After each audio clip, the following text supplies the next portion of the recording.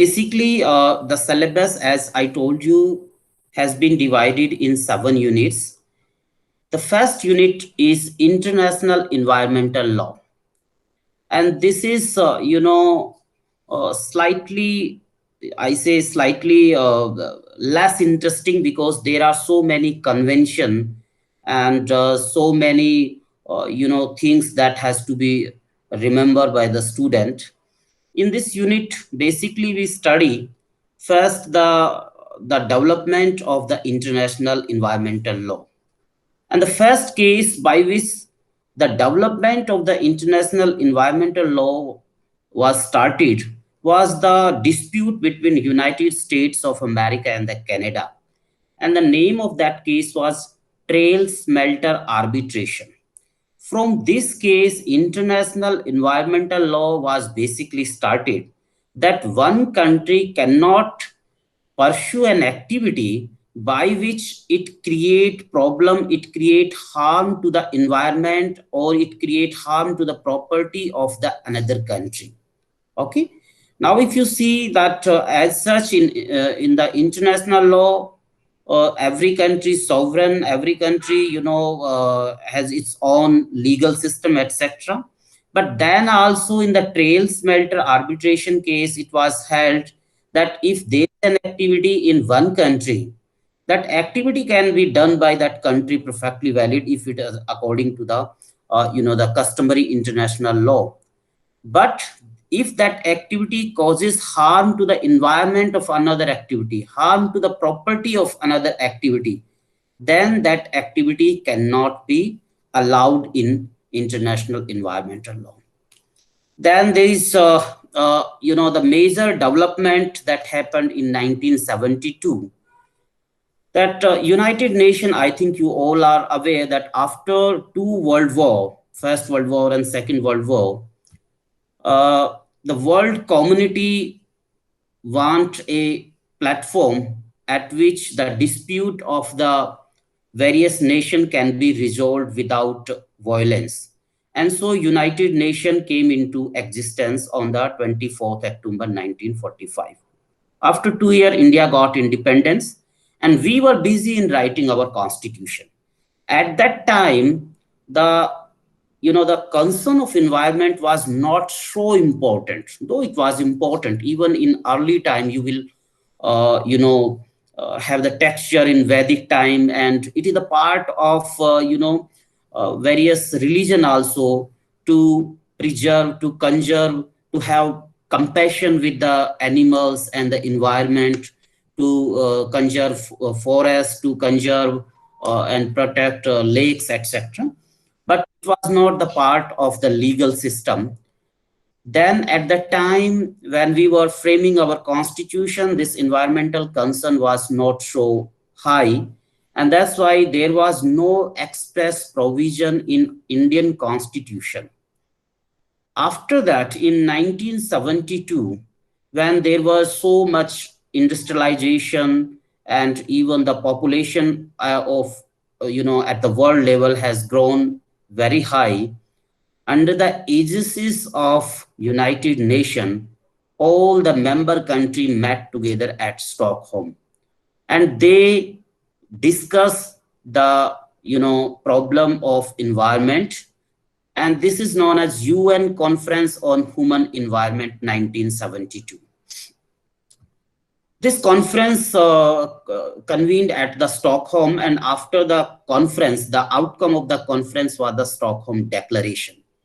This is the point at which formally international environmental law has been started to develop. So from 1941 to 1972, there are certain cases in which indirectly it was held that though a country is sovereign, but its activity cannot be such that causes harm to the environment of the another country, harm to the property of the another country. That means if there is a river channel, if there is a river passing through the various nations, various countries, the country who at the high level cannot pollute that river, that has effect into the lower plane. That type of the decision has been, given arbitration has been provided such decision.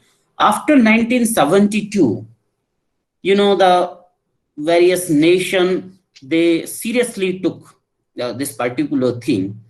And then in 1970, because India was also the the participatory country in the Stockholm Declaration. So from 1972, there were certain changes in the legal framework of India. In 1974, when Indira Gandhi government was in the power, because Indira Gandhi spoke so well in the Stockholm Declaration, the first law, special law on the environmental aspect was passed by Indian Parliament, and the law was Water Prevention and Control of Pollution Act 1974. Basically, this law was inspired from the enactment of German legislation on the water. Then, in 1976, then emergency, imposed in India, and at that time there was a big amendment in the Constitution, 42nd Amendment. In that amendment, two special provision with respect to environment were inserted: Article 48A and Article 51 capital AG. And then judiciary also played role to interpret Article 21 to include right to environment. That means even the component right to healthy air, right to clean water as the part or as the essential for right to life. Okay. Now, after 1972, uh, after 10 years, in every decade, major event happened at the international level. So the first is United Conference on Human Environment 1972. And in this conference, we basically will study the Stockholm Principles. Stockholm Principles are nothing but the outcome of this conference. That means the Stockholm Declaration. Establishment of the international institution, United Nations Environment Program, and that has the headquarter in Kenya. Then in 1982, World Charter for Nature came into the existence, the another document that talk about the cooperation and the other aspect. Then in 1987, the next development is 1992. But before that, in between the 1987, the two conference basically, happened. Ozone, protection, the Montreal protection for protocol for protection of ozone layer. I think science student understand it, that ozone is nothing but basically the different form of the oxygen, O3. Okay, so basically oxygen present in O2 form, that two molecule of two atoms of oxygen together. But when it present in O3 form, three atoms together, it became ozone. And this ozone is very helpful for human life, or for you can say the life on the earth, because it absorbs the ultraviolet rays or radiated from the sun, and it present on a at a certain length at 32 kilometer above the earth's surface. And so in that way it helps existence of life on the earth. But certain industrial activities, and these industrial activities are not limited to one country. So one country cannot protect the ozone layer, and that's why international cooperation was required.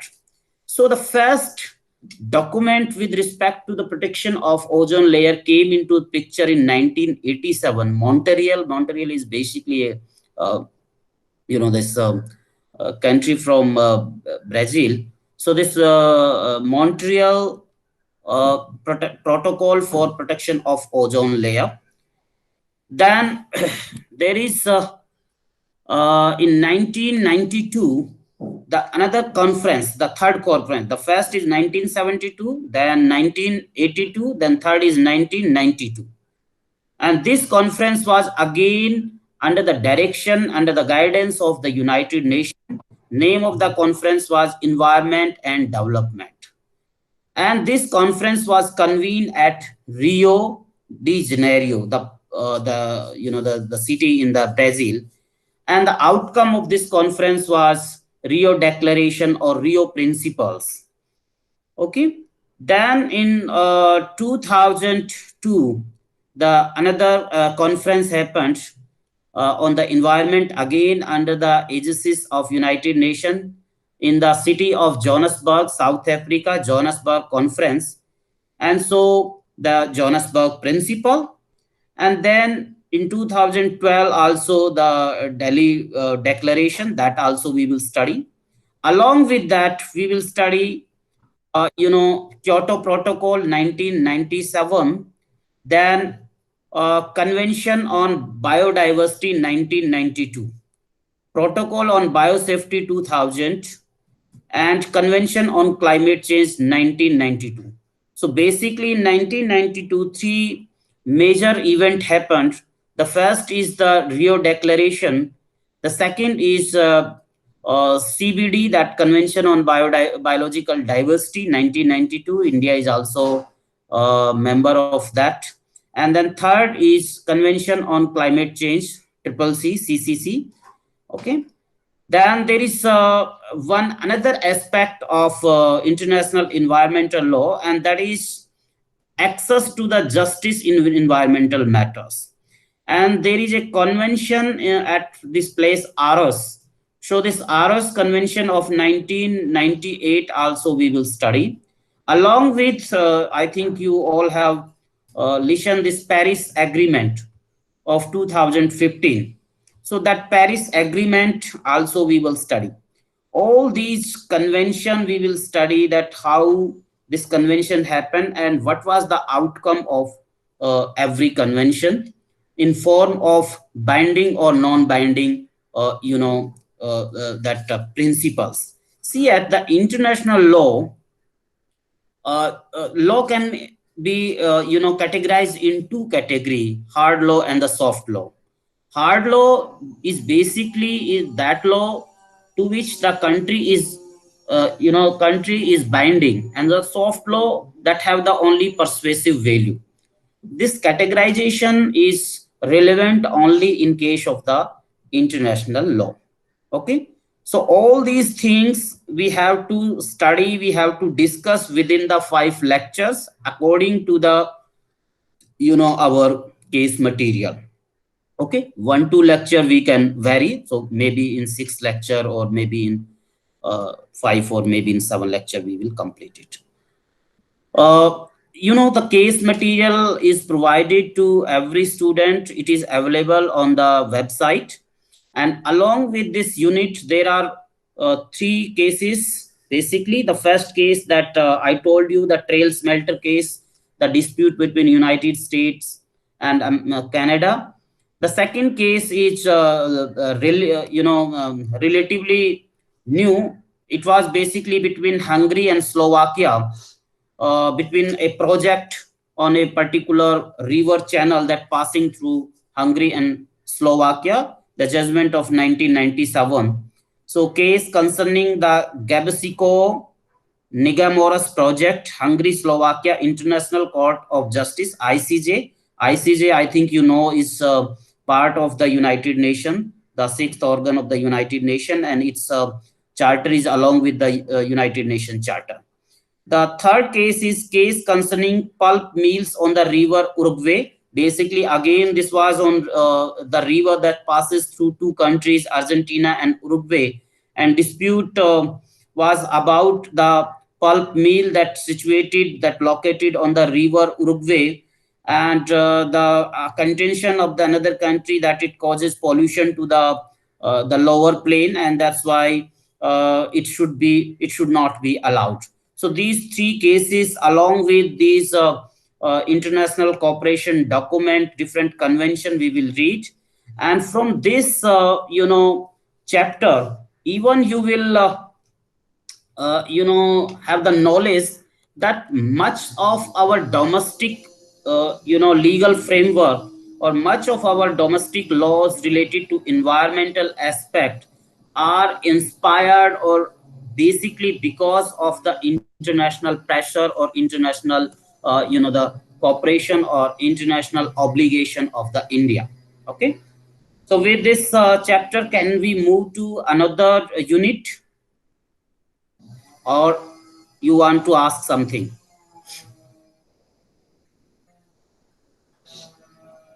Yes,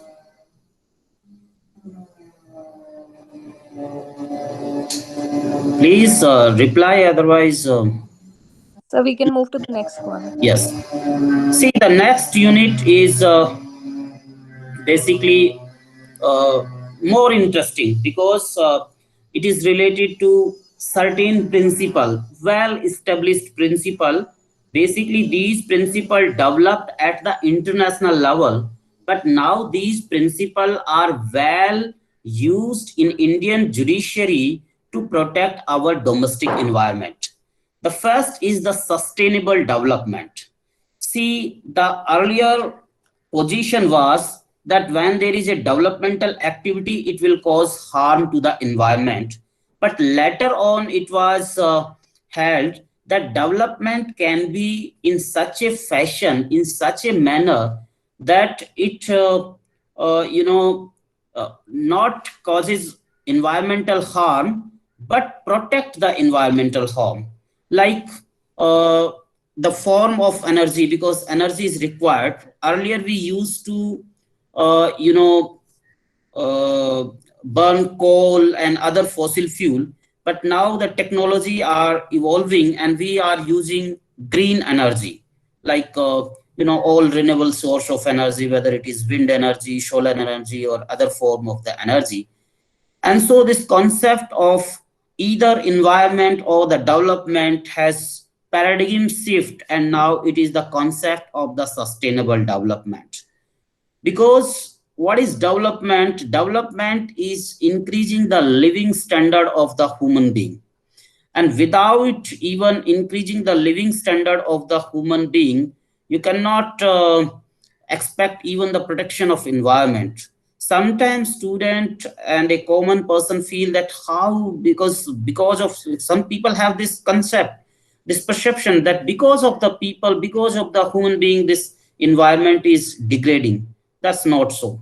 Okay, and so sometime human being can also help in decreasing or in protecting the various environmental component. Okay, now see here, the first thing that we will discuss is sustainable development. What is sustainable development? Sustainable development is basically the manner of development that can be pursued from one generation to another generation, or you can say the meeting the demands of the one generation without compromising the the necessity for the another generation. And it has two things: intergenerational equity and intragenerational equity. Now, what is intergenerational equity? Basically, inter word is used between two different things. So intergenerational means between this generation to the next generation. Basically, intergenerational equity means we should use our resources in such a manner that our next generation also have sufficient options, sufficient resources to fulfill their own demand. And that is intergenerational equity. So if we are cutting trees, we should also plant trees also. And that's why our next generation will also have trees for meeting their own demand. We should not exhaust the environmental resources, the environmental, the facilities in such a fashion, in such a manner that our next generation will not have anything to complete their own demand. The second component of the sustainable development is intragenerational equity. The intergenerational equity means basically within the generation. See the various countries. See the living standard of a American and the living standard of a person who is living in poor African country. So the intergenerational equity demand that the living standard of the people within the generation should be equal. And so the development cannot be, you cannot say that because the pollution is there, because other harmful thing is there, we will not allow development.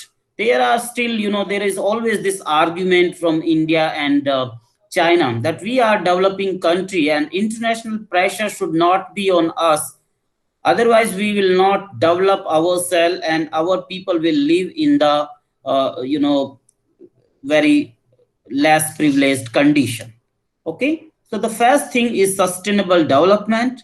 The second principle is precautionary principle. Now, what is precautionary principle?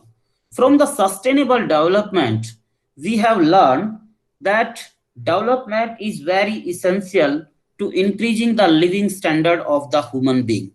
And without increasing the living standard of human being, even we cannot expect the environmental protection.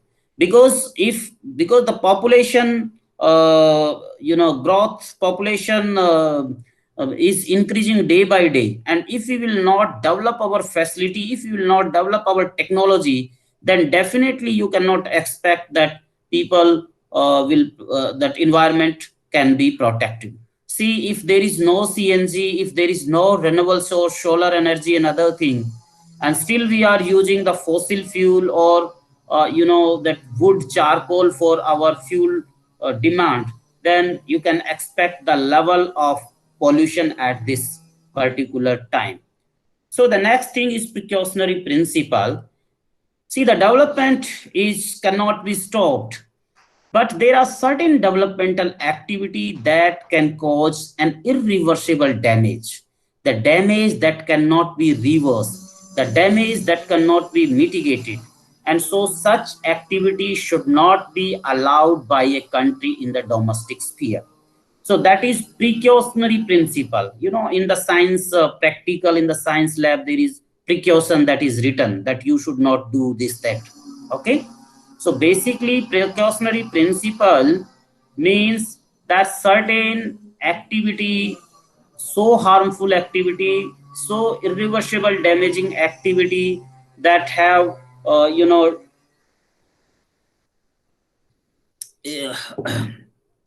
irreversible damage to the environment should not be allowed. And the cases that are provided under this unit, you will find that the Supreme Court has used this precautionary principle, sometimes use the sustainable development principle to allow or not to allow a particular project. Polluter pays principle, triple P, PPP. Precautionary principle is known as double P, PP. Polluter pays principle is basically mean that if a particular industry or if there is a project or if there is a particular establishment that causes pollution, so that particular enterprise should also pay for it so that environmental mitigation program can be carried out by the government agency.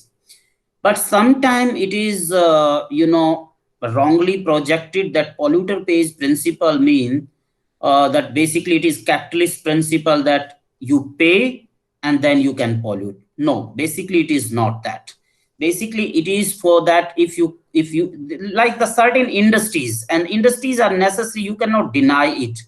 Okay. So under the sustainable development, suppose we want paper, suppose we want leather, and leather industry, paper industry, definitely they will pollute the environment. So they should also pay the money so that in mitigation program can be carried out by the government, and that money that they have paid can be basically distributed to their customer, to their product. The another concept is PTD, Public Trust Doctrine. And this is one of the most important doctrine to protect the, the governmental things. See the mountains, see the rivers and different other things. Who are the owner of these things? The government. and sometimes government with cooperation with the corporate people, by maybe, for some profit, they give the permission to use these particular rivers, these particular mountain forest for private purposes, and that causes, harm. So according to public trust doctrine, government is not owner of these property but only the trustee. Basically, there is a trust in which these property is put, and these properties is for common benefit of the citizen of this country, for the mankind. And these property government cannot transfer to the private person for private purpose. So suppose there is a forest, suppose there is a river, and that river, definitely you can build a dam, you can start a river, that canal, etc., because that will be for beneficial to the common folk. Suppose there is a big project that related to security of the India, yes, it can be started into the forest. If there is a big hospital that want to government establish and there is no land, so definitely it can, that forest land can also be used. But private, privately it cannot transfer. And on that you will find that cases also on this particular aspect. Now the third is, this chapter also we will discuss, and will finish in 5 lectures as per the syllabus. Okay. Now the next chapter is the constitutional perspective. Here the various constitutional provision will be discussed, and how these constitutional provision are, relevant, will are helpful to protect the environment, to get the environmental remedy. Okay, certain cases are also provided, and this is the area, the second and third unit, whereby only the cases you can understand the things, otherwise you cannot understand these things. The first is the fundamental rights. Under the fundamental rights, we will discuss 4 provision. First is Article 14, that right to equality. Second is Article 19 1G, the freedom to carry on trade and business. And third is Article 21, that is right to life. And the fourth, that is the soul, as according to Dr. B.R. Ambedkar, Article 21, that right to constitutional remedy. So these 4 provision under the fundamental rights we will discuss. Then under the directive principle of state policy, DPSP, we will discuss 2 provision, Article 47 and Article 48A. That Article 48A come by the amendment of 1976, 42nd Amendment. Then the fundamental duties, 1 provision we will discuss, that is Article 51 capital AG. And then Article 226 also, basically this is the power of the High Court. And then the certain principle related to these things we will discuss under this chapter. Now come to the fundamental rights. First is Article 14. And you will surprised to know that even Article 14 is used many times to protect the environment. And you will ask that why? Because Article 14 is basically related to equality. How Article 14 can be used to protect environment, to get environmental remedy? And the answer is that Article 14 is basically have 2 things, that equality before law and equal protection of law. This article afford the principle of equality, and the principle of equality say that there is no arbitration. That means Article 14 also enshrined the principle of non-arbitrariness, non-discriminatory treatment. Now suppose there is a particular big project, there is a stone crusher or other industrial project, and in that industrial project, the authority that gave the permission, basically the state authority or the central authority, without taking the environmental concern, has given the permission. So that means that state use the arbitrary power. this decision was arbitrary because all things has not been taken into the consideration. And when a decision has the element of arbitrariness, basically it violates the principle of equality, and so it is in violation of Article 14. Okay. Subhash Kumar case is glaring example of that. Subhash Kumar versus State of Bihar, AIR 1991, Supreme Court 420. Uh, can we move further? Yes, guys. Yes, sir. Yeah. The second, fundamental right is Article 19(1)(g). Basically, Article 19(1)(g) is under the provision of various freedom, six freedom, and Article 19(1)(g) guarant the freedom to carry on trade and business. But sometimes this trade and business cannot be extended that it violate the right to life of other human being.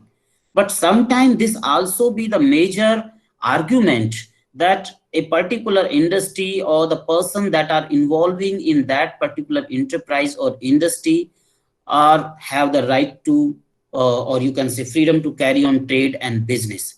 And so Article 19(1)(g) is also used either to give the remedy or to object that this particular environmental order is lack because our well guaranteed right has not taken into consideration.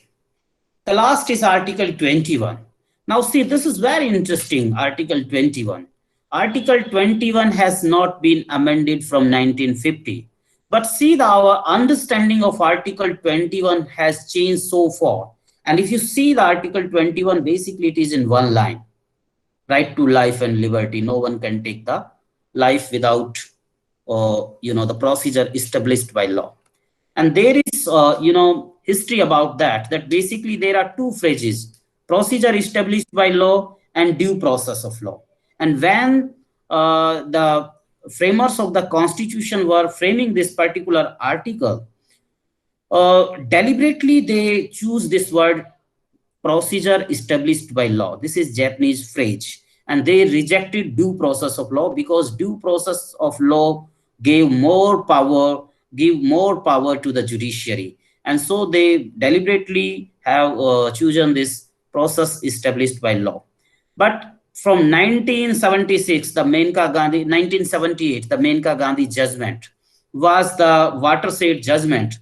Before that, right to life and liberty means mere animal existence. If you are treated, if you are beaten, if you are killed, then right to life can be used. But after that, 1978, in 1978, Menka Gandhi versus Union of India, the Supreme Court held that right to life does not mean mere animal existence, but everything and anything that is essential for a meaningful life is also included into right to life. And after that, after this watershed judgment, the judiciary came up with many judgments, many orders in which every day a new right has been recognized under the Article 21. It is also known as the triangle: Article 14, 19, and 21, the fundamental triangle. Okay. So whenever you file a petition, these things you have to basically mention. Now see, after that, some scholars say that Article 21 is basically have all the rights that has not been expressly provided in the provision like in Article 14, 15, 16, etc. Okay. So right to clean water, right to clean air, also recognized as right to life under Article 21.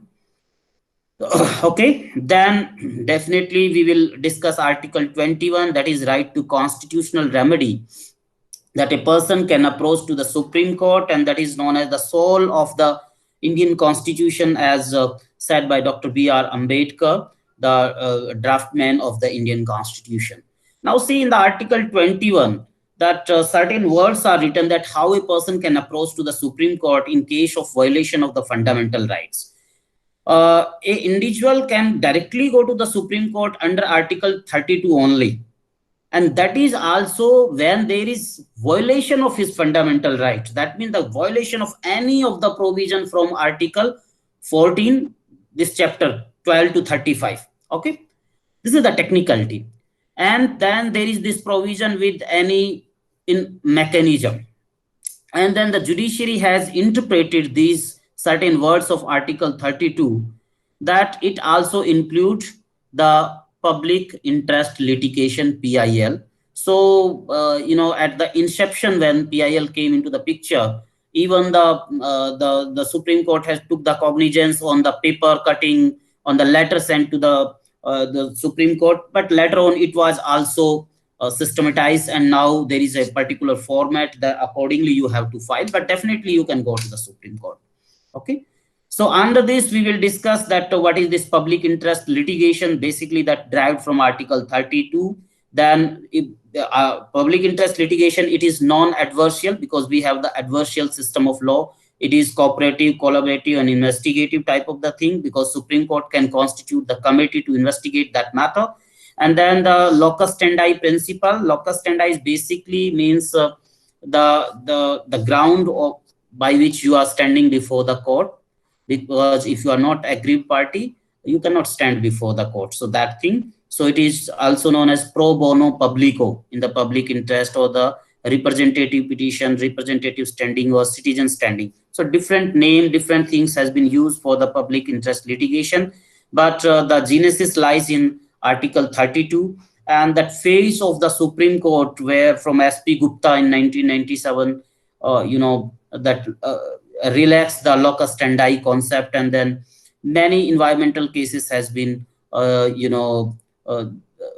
decided by the Supreme Court. This this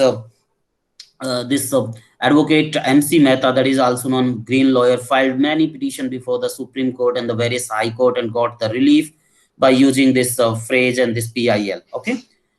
Now, the next thing we will discuss is Article 47 and 48A. Basically, this is DPSP, Directive Principle of the State Policy. And the interesting thing of Directive Principle of the State Policy, that it is non-enforceable. It cannot be enforceable into the court of law, but fundamental right can be enforced. But it can be the persuasive, it has persuasive value, and state always inspired to have the law according to the direction, according to the provision of the DPSP. Article 48A that came in 1976 amendment, and it has the environmental, the express environmental provision there. Then come to the fundamental duties, Article 58 capital AG, that have that duty to the every citizen of India to have compassion with the environment, and that is also important. Some judgment I will also refer when we will discuss the classes, that specifically court has took the cognizance that Article 51 AG and Article 48A also be very important. The Sachidanand Pandey case also, Sachidanand Pandey versus West Bengal, in which it was held. Then Article 226, that petition to the High Court, because High Court has the superintendent's power on the lower court also. And Article 226, the domain of Article 226 is much wider than Article 32, because under Article 226, even for statutory right one can approach. But see, the problem is that if you directly go to the Supreme Court and the relief is rejected, then there is no other forum. So it's advisable to go to the High Court, and even the High Court is available into your local area. Suppose you are from Tamil Nadu, so it's better go to the Chennai, then come to the Delhi. If you are in the Andhra, better go to the Hyderabad, then to come to the Delhi. In the Delhi people, it is this facility that either you can go to the, because there is no distance question. But first, it is advisable first go to the High Court, and if your petition is rejected, then through the appeal you can go to the Supreme Court also. So one more forum is available there. So with these 3 chapters, I think today class is over because time is 2:53. and rest of the chapter we will discuss in our next class. So please attend all the classes, because if you don't attend the classes, then it will be very difficult at the end of the semester. You will study others, that Dukki type of the things. But if you attend the classes, then it will be very beneficial, and you can study from the books. Yeah, one thing, the book, the various books are basically referred in the case material. And one book that written by Professor Gurdeep Bahari, and he was dean of law faculty. When I was student, he was dean of law faculty. So that book is also not so um, costly. This is the book, Environmental Law, and I think it's around 300 or 400. So to purchase these unofficial thing like Dukki, you purchase this type of book. It is really, will be the part of your library. Even very authentic book, very beneficial, and it will be helpful for your syllabus also, and it will be available for your whole life on the environmental. Because when you will become the advocate, even for the the protection of your rights, suppose you are living in a society and there are the heaps of garbages, MCD is not working, and even you are advocate, but you are not able to assure the remedy, you are not able to take the action, then what type of the lawyer is are you? And so it is very, very recommended subject. That's why it is compulsory for every student of LLB class, for every student of LLB course to read environmental law. See, there are very the many aspects of the environmental law, but the because we have to basically at the end we have to take the exam, and that's why we slightly reduce the syllabus. But there are the criminal law also, that how the criminal law is used for protection of the environment. Name of the book is the Environmental Law by Professor Gurdeep Bahari. It is on EBC, Eastern Book Publication, Gurdeep Singh second edition. Okay, and the price also I can tell you. The price is 500, and then I think how much that concession the book depot gives. Suppose it is 20%, then it will be around 400. Okay, yes. So with this, today class is over. Now you are welcome to ask any question regarding the syllabus, regarding our strategy to complete this particular subject, or any other thing that you are concerned. You can ask to me.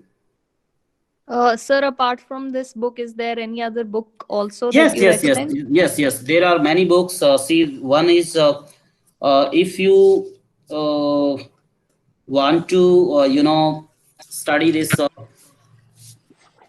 that international aspect or the international environmental law, because the international environmental law is very, very important thing. Many statute that we have, or many principle that we our judiciary is using, like the precautionary principle, polluter pays principle, the public trust doctrine also derived from Roman law, and then the sustainable development principle.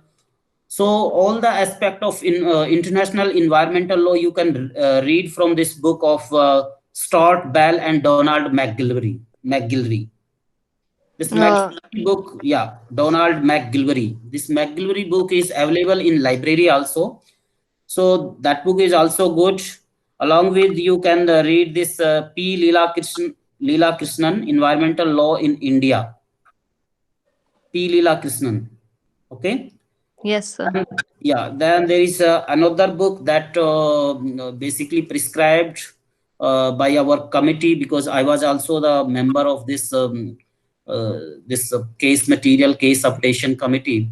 And see, I have the case material from when I was student 2010, and from 2010 to 2020. So there are many changes. When you see minutely, there are so many changes in the syllabus. And with this Sham Diwan and Armin Rosenkranz, Environmental Law and Policy in India.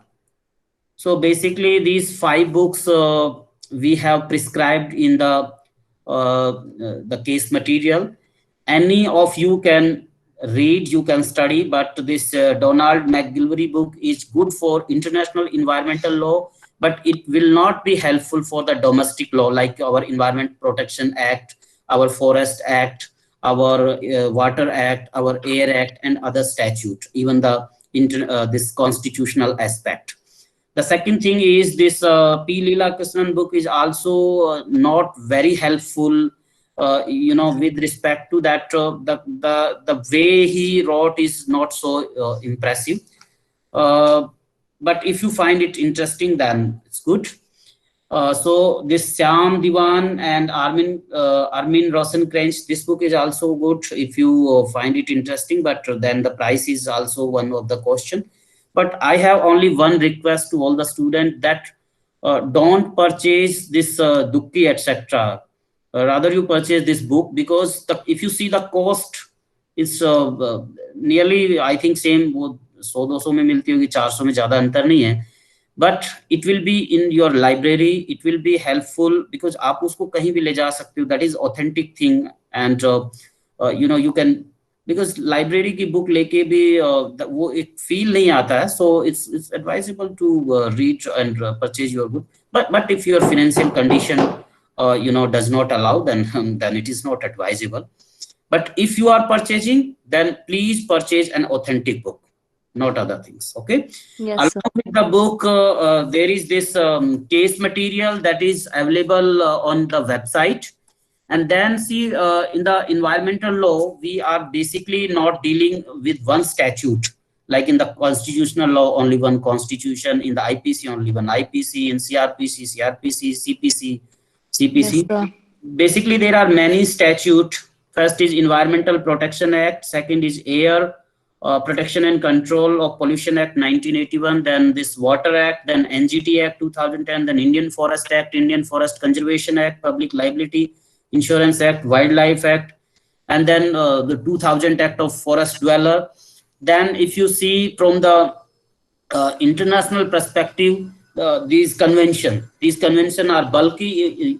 You only downloaded it, all the conventions, but these are not available in one book from any book publisher.